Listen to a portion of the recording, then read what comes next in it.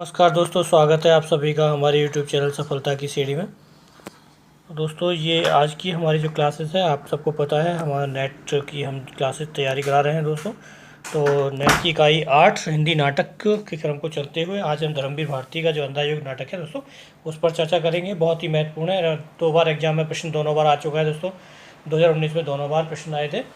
तो इस दृष्टि को देखते हुए इस बड़ी गहराई से हमने इस क्लास को दोस्तों बनाया है। बहुत सारे महत्वपूर्ण तथ्य रखे हैं। थोड़ी वीडियो लंबी ज़रूर हो जाएगी दोस्तों, लेकिन पूरी देखें, अंत तक देखें, क्योंकि बहुत महत्वपूर्ण पॉइंट इसमें दिए हैं। ठीक है, तो सबसे पहले हम चलेंगे दोस्तों धर्मवीर भारती जी के जीवन में साहित्यिक परिचय के बारे में बताएंगे आपको।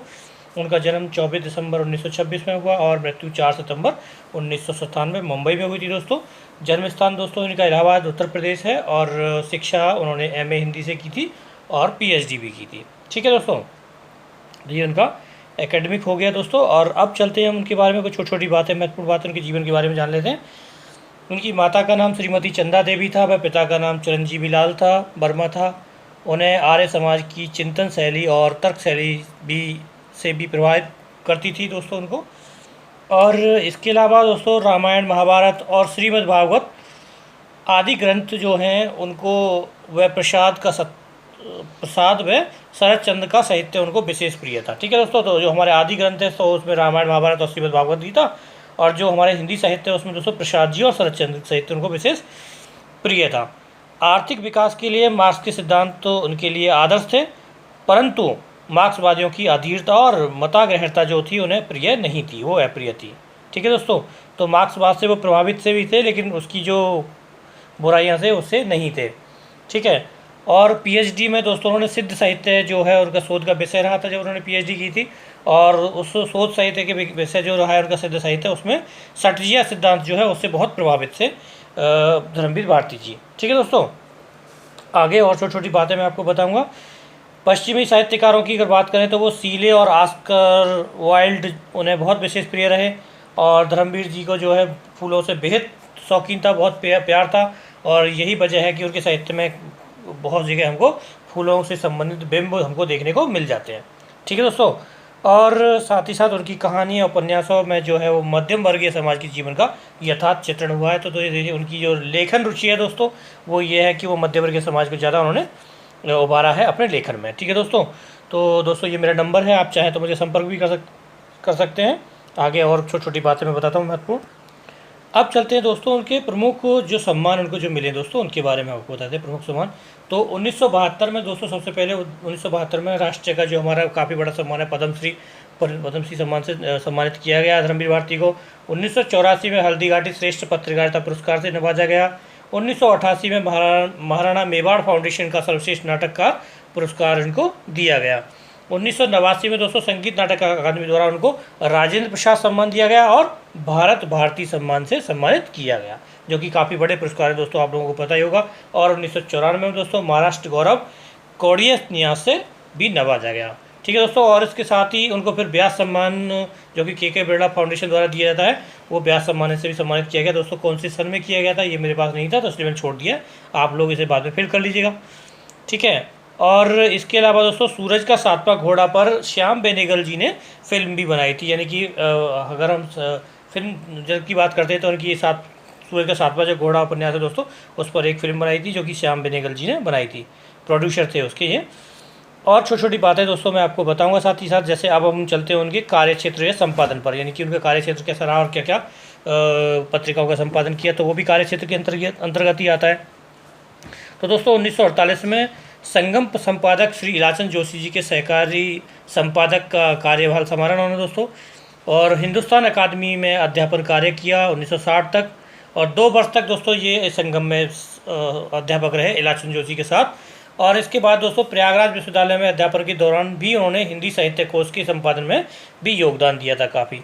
इसके अलावा निकष पत्रिका का संपादन उन्होंने स्वयं, जो कि उन्होंने स्वयं पत्रिका निकाली थी निकष, उसका संपादन किया।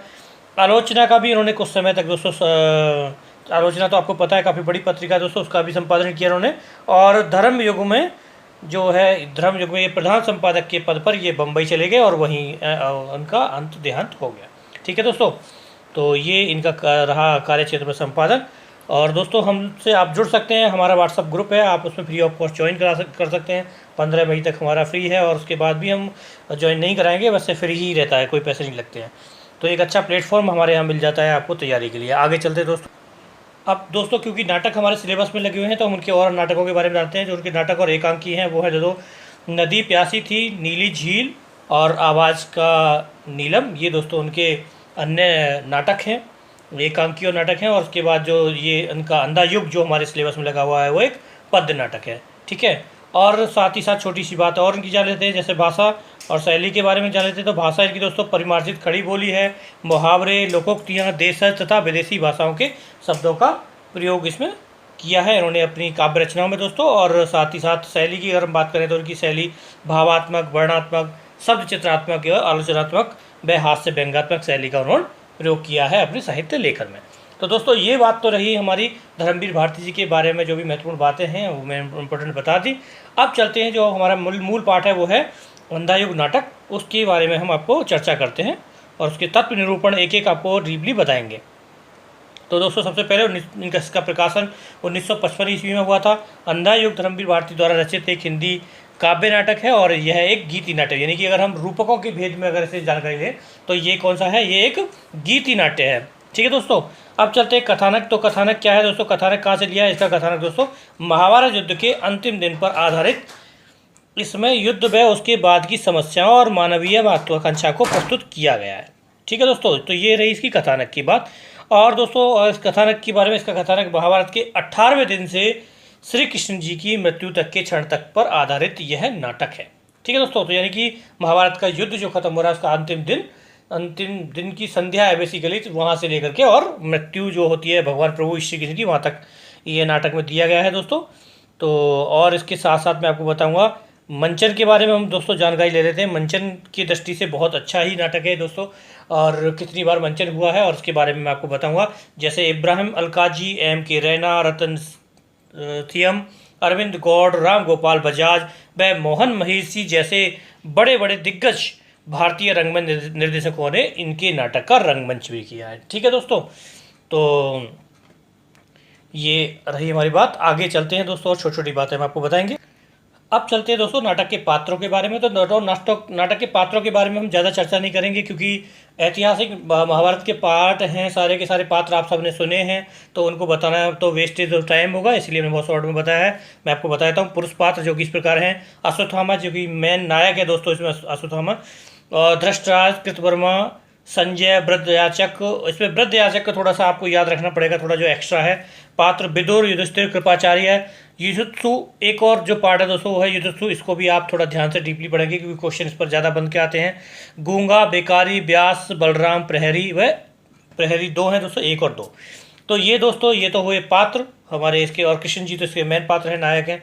और स्त्री पात्रों में चलेंगे तो सिर्फ एकमात्र स्त्री पात्र दोस्तों की है वो गांधारी। सिर्फ गांधारी के बारे में ही स्त्री पात्र की चर्चा होती है, बाकी इस स्त्रियों का वर्णन वैसे ही कर दिया जाता है कि स्त्रियाँ यहाँ हैं वहाँ हैं, ठीक है। तो इसकी डीपली बताने की कोई ज़रूरत नहीं है, हम तो और विशेष बातें जो इसके बारे में जान लेंगे ज़्यादा, वो ज़्यादा अच्छा है, ठीक है। अब चलते हैं दोस्तों छोटी छोटी बातें जैसे हम आपको बताएंगे, और महत्वपूर्ण बात है दोस्तों एग्जाम की दृष्टि से। अंधा युग का जैसे संदेश क्या है? संदेश है दोस्तों वर्तमान युग के अंधे होने, मनुष्य में मनुष्यता का लोप होना और हो जाने की कथा के माध्यम से आसन्न प्रसंकट से सावधान रहने का संदेश यहाँ पर दिया है भारती जी ने, ठीक है।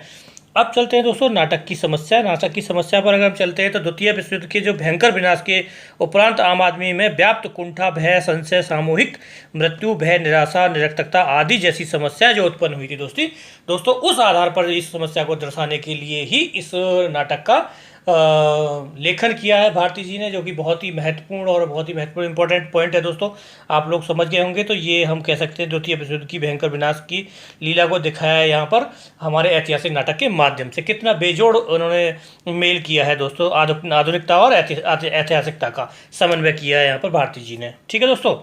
और बोलने को तो दोस्तों बहुत अच्छी अच्छी बातें हैं इस पर, लेकिन मैं आपको सिर्फ पॉइंट टू पॉइंट बातें बताऊँ जो एग्जाम की दृष्टि से ज़्यादा महत्वपूर्ण है, क्योंकि ये टॉपिक ही ऐसा है कि इस पर कितना भी बोल सकते हैं और सच्चाई बहुत बड़ी छिपी हुई है। महाभारत जैसा टॉपिक को बोलना कितना बड़ा काम है। तो मुझे तो बस ये आपकी वीडियो कम समय में समाप्त करनी है जिससे कि आपको महत्वपूर्ण पॉइंट सारे मिल जाएँ। तो दोस्तों महत्वपूर्ण बिंदुओं पर हम चलेंगे, जैसे कि इसमें अर्जुन और अश्वत्थामा ब्रह्मास्त्र का प्रयोग करने पर व्यास इन्हें इसलिए धिक्कारते हैं कि वो कहते हैं कि इससे धरती बंजर हो जाएगी और सूरज छिप जाएगा। तो दोस्तों जो परिणाम है, यानी कि जो इसके जो ब्रह्मास्त्र के जो दुष्परिणाम है उसकी चेतावनी देते हुए व्यास जी बोलते हैं। और यहाँ पर दोस्तों ये प्रतीक दिया है परमाणु बम से भारती जी ने, यानी कि जो अब हम जो परमाणु युद्ध कर रहे हैं उस टाइम पे वो ब्रह्मास्त्र थे। ठीक है, आगे चलते हैं दोस्तों। छोटी छोटी महत्वपूर्ण बातें। और अश्वत्थामा पांडवों से अपने पिता को अधर्म से मारने का बदला लेने के लिए दुर्योधन का सेनापति बनता है लास्ट में, जब युद्ध खत्म हो जाता है तभी भी दोस्तों। ठीक है, यानी कि दुर्योधन को भी हरा देने के बाद में सेनापति बनता है अश्वत्थामा। ये घटना इस नाटक में दी गई है। महाभारत युद्ध में पांडवों के शिविर को नष्ट करना अश्वत्थामा ने ही किया था दोस्तों, ये बात आपको पता होगा। तो इसमें बहुत अधर्म की बातें हुई दोनों तरफ से। अधर्म से दुर्योधन की मृत्यु का समाचार अश्वत्थामा ने ही कृतवर्मा में कृपाचार्य को दिया था। और इसके साथ साथ दुर्योधन भीम का द्वंद्व युद्ध देखने के लिए अश्वत्थामा छद्म बेस में गए थे, यानी कि छुप के चोरी के बेस से उन दोनों को द्वंद्व युद्ध देखा और वहाँ पर देखा कि भीम ने अधर्म किया है, युद्ध के नियमों का पालन नहीं किया और दुर्योधन को मार दिया। ठीक है, आगे चलते दोस्तों, छोटी छोटी बातें बताएंगे आपको, सारी महत्वपूर्ण होंगी, ध्यान से सुनते रहें। इसके बाद दोस्तों युधिष्ठिर जो होता है धृतराष्ट्र का पुत्र होता है वो दोस्तों इस नाटक में, और वो महाभारत के युद्ध में पांडवों का पक्ष में लड़ता है। वो कहता है कि सत्य जो है कौरव वंश से भी ज़्यादा मूल्यवान है। दोस्तों आगे आएगा, मैं आपको बताऊंगा। ये इसलिए इस जो पात्र है इसके बारे में जानना बहुत विशेष रुचिकर है और एग्जाम की दृष्टि से बहुत महत्वपूर्ण है। युधिष्ठिर के जितने भी कथन और जो भी आपको पढ़ना है, अगर आपको कुछ एक्स्ट्रा डीपली पढ़ना चाहते हैं तो वो आप युधिष्ठिर के बारे में पढ़ें, वो आपके लिए ज़्यादा ठीक रहेगा। और दोस्तों कौरवों की घायल में हारी सेना के साथ एक मात्र पराजित जो विपक्षी होता है योद्धा, वो होता है युधिष्ठिर, वो कौरवों पे आता है। यह घटना भी दिखाई गई है दोस्तों इस नाटक में। धृतराष्ट्र कुंती गांधारी की मृत्यु जंगल में आग लगने के कारण हुई थी दोस्तों, ये मैं आपको बता दूं, ये महत्वपूर्ण पॉइंट है, मतलब महत्वपूर्ण। और ये पंचम भाग में दोस्तों ये हुई है 5वें अंक में। ठीक है, धृतराष्ट्र कुंती और गांधारी की मृत्यु जो होती है वो जंगल में आग लगने के कारण होती है, महत्वपूर्ण बिंदु है दोस्तों। अगला द्रोणाचार्य का जो वध होता है वो धृष्टद्युम्न द्वारा किया जाता है, ये भी महत्वपूर्ण बिंदु है। याचक का वध अश्वत्थामा ने किया था क्योंकि उसकी विजय घोषणा झूठी निकली थी, इसलिए उन्होंने उसका वध कर दिया। आगे दोस्तों आएगा, मैं डीपली बताऊंगा इसके बारे में। कृष्ण का वध जो है वो गांधारी के श्राप के कारण होता है और कृष्ण वध जो है वो व्याघ्र होता है एक दोस्तों, जरा, जिसका नाम होता है जरा। उस व्याघ्र जरा ने कृष्ण को मारा होता है और उसको मारने की कथा और उसके संदेशों को दोस्तों वो फिर अश्वत्थामा को सुनाता है वो व्याघ्र। ठीक है, वो भी मैं आपको सुनाऊंगा आगे दोस्तों। प्रभु की मृत्यु अंधा युग में, यह शब्द श्री कृष्ण के लिए प्रयुक्त हुआ है, ये लोग आप सब लोग जानते होंगे। और कृष्ण जी की मृत्यु के बाद युधिष्ठिर जो है वो प्रेतमाता के रूप में प्रकट होता है। ठीक है, तो ये कुछ महत्वपूर्ण बिंदु और महत्वपूर्ण घटनाएं दोस्तों इस नाटक की, जो आपको याद करने लायक है, मतलब याद करने लायक पॉइंट है दोस्तों, जो कि एग्जाम में आ सकते हैं कहीं भी। अब चलते हैं दोस्तों हम नाटक की तरफ से चलते हैं। तो नाटक के इसमें 5 अंक हैं दोस्तों, जैसे जो कि इस प्रकार हैं। पहला दोस्तों, वैसे अगर अंक 5 है और भाग जो है दोस्तों इसके वो 8 है, 8 भाग है और 5 अंक है। तो दोस्तों अंक और भागों को दोनों को अलग तरह से याद करना। अगर भाग पूछे जाएंगे तो 8 होंगे और अंक पूछे जाएंगे तो 5, जो कि इस प्रकार है दोस्तों। सबसे पहला जो भाग है वो है प्रस्तावना, यानी कि स्थापना इस नाटक की, जिस अंधा युग की। और दूसरा यानी कि प्रथम अंक है और वो है कौरव नगरी। द्वितीय जो तीसरा भाग है यानी कि द्वितीय अंक वो है पशु का उदय, और तृतीय अंक है अश्वत्थामा का अर्धसत्य। और फिर इसके बाद अंतराल है दोस्तों, 5 भाग जो है वो अंतराल है, और अंतराल में दिखाया जाता है पंख, पहिए और पट्टियाँ, ये सब चीज़ें दिखाई जाती हैं। इसके बाद जो छठा भाग है यानी कि चतुर्थ अंक है दोस्तों, उसमें गांधारी का शाप। 5वां जो अंक है दोस्तों वो विजय, एक क्रमिक आत्महत्या। और 8वां जो दोस्तों इसका यानी कि समापन है दोस्तों वो है प्रभु की मृत्यु, यानी कि नाटक के वो इसको 8 भागों में विभक्त किया गया और 5 इसमें अंक है। तो दोस्तों ये 5 अंकों के क्रम के बारे में कई बार पूछा जाता है और एग्जाम में पिछली बार आया भी है, तो आप इनको अच्छे से याद कर लें। वैसे तो 5 ही हैं और ज़्यादा टिपिकल भी नहीं है, आपको याद हो जाएंगे, लेकिन फिर भी अगर आपको लगता है कि याद करने में कुछ दिक्कत है तो मैंने एक ट्रिक बनाई है बहुत सिंपल सी, आप उस ट्रिक के माध्यम से भी उसको याद कर सकते हैं अगर आपको अच्छी लगेगी तो वो ट्रिक इस प्रकार से है दोस्तों। कौरव पशु थे, वे अश्वत्थामा को अर्धसत्य बताते थे, इसीलिए गांधारी ने साफ दिया कि तुम्हारी विजय एक आत्महत्या होगी।